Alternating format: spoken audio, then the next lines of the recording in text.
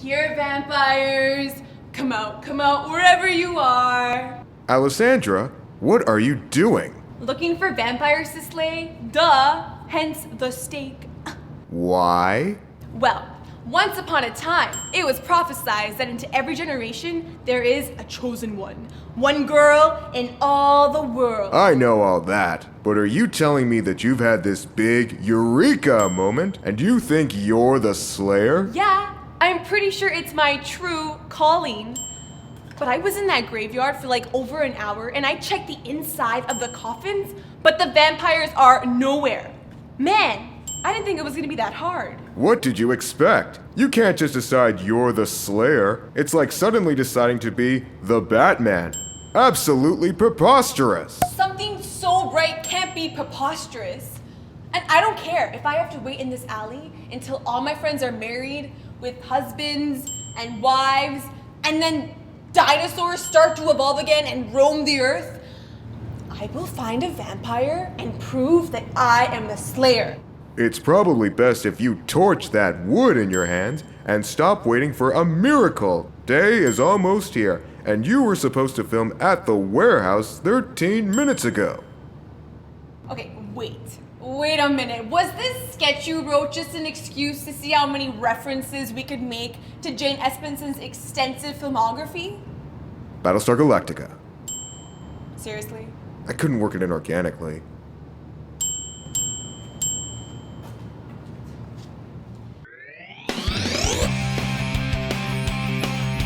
Hi, I'm Alessandra, the Vampire Slayer, and I am super excited for this week's episode of Out of Frame. Speaking of Buffy, where's my co-host? Hello, Poppet. Who are you supposed to be? Giles at your service, Governor. Now, who's for tea time? My tummy is doing the old rumblies. Here we go. Anyway, today's subject is Jane Espenson, one of television's most groundbreaking and successful writers/producers. Lovely old bird she is. Buff, you're gonna alienate our British fan base. British fan base. Born in Iowa, Jane caught the writing bug at 13 when she wrote a just for fun episode of MASH. Her passion became a side project when she was studying at Berkeley for computer science and linguistics. She completed several spec scripts for Star Trek The Next Generation, and though none of them were produced, it helped her win a spot in Disney's Writers' Fellowship. This eventually landed her gigs on a couple of TV comedies, like Dinosaurs and Ellen. Since then, she has obtained both longtime executive roles and one-time guest writer roles, mostly on science fiction shows. Jolly good. Don't make me stake you, 'cause I will. Steak? I was hoping for some bangers and mash. Buff. Okay. Don't hurt me. Well, what really stands out about Espenson is her ability to make interesting and poignant social commentary. For example, one of the recurring subjects in her work is female empowerment, and she is one of the most notorious gender stereotype breakers in the business. She is drawn to working on series that don't settle for the old damsel in distress storytelling and gives the female characters she writes plenty of opportunity to kick butt, whether it's at work, in their personal lives, or during actual fighting. A great example is in the Buffy episode End of Days, when Angel bails Buffy out in a fight against Jack the Ripper wannabe, Caleb. This was during Nathan Fillion's creepy stage. Buffy could have gone all damsel in distress and let her man do the dirty work, sure, but she told Angel to just stand back and watch the fireworks. Another female character Espenson empowers is Laura Roslin, president of the Colonies and Humanities leader during our darkest days in Battlestar. She punches considerably less baddies in the face than Buffy, but her strength shown in the heat of war and genocide is remarkable. She doesn't just delegate work either. In Espenson's episode, The Hub, Laura totally saves Baltar's butt after he gets messed up by a Centurion. Another issue Espenson has taken an interest in is bi and same-sex relationships. In fact, a third of the television shows she has worked on have prominently involved gender-queer characters. She worked on Torchwood, where the character sexualities are fluid, show ran Caprica, where one of its leads was a married gay man, and was involved on Buffy during its groundbreaking exploration of the lesbian Willow-Tara relationship. As writer on the Buffy comic series, she even introduced a gay male vampire slayer. The list goes on and on. A current project of Espenson's is Husbands. This web series tells the story of a homosexual couple.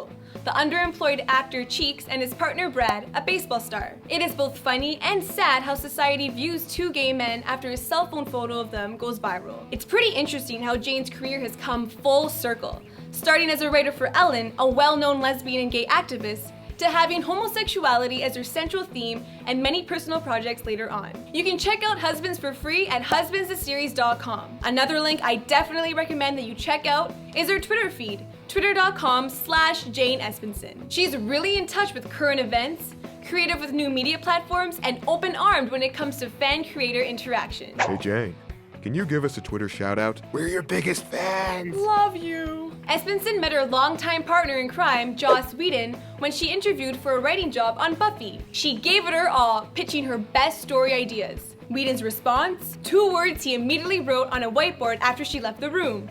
Hire her. They are both well known for the moral ambiguity in their stories. For example, just look at Angel. He does just about everything to make his name an ironic twist. But in the end, he is a hero, right?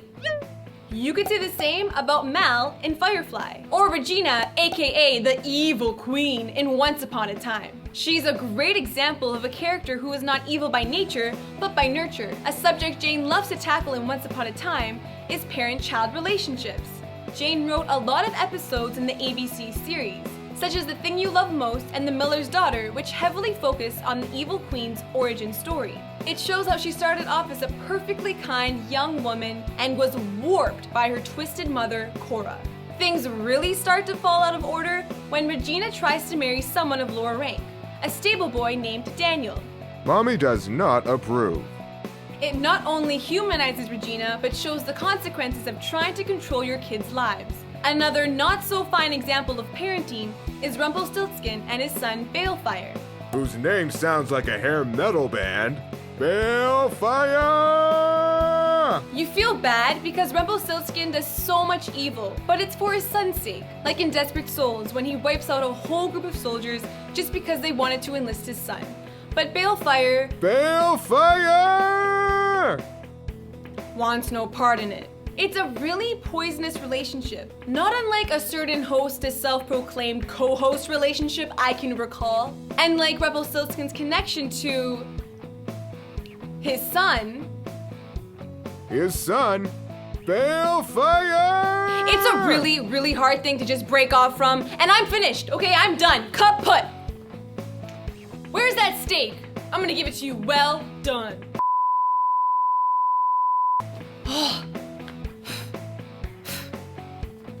Well, I guess that does it for this week's episode. Subscribe to Facebook and Twitter if you like what you see. And congratulations to everyone who knew the answer to last week's trivia question. Tune in next time when Out of Frame boldly goes where no web show has gone before, by tackling Gene Roddenberry, the father of Star Trek. On that note, our trivia question today comes from Roddenberry's beloved sci-fi series. Although Espenson's early Next Generation scripts were unused, she was eventually able to fulfill her dream of writing for Star Trek. What generation did she write for, and what episode did she consider her brainchild? Live long and prosper.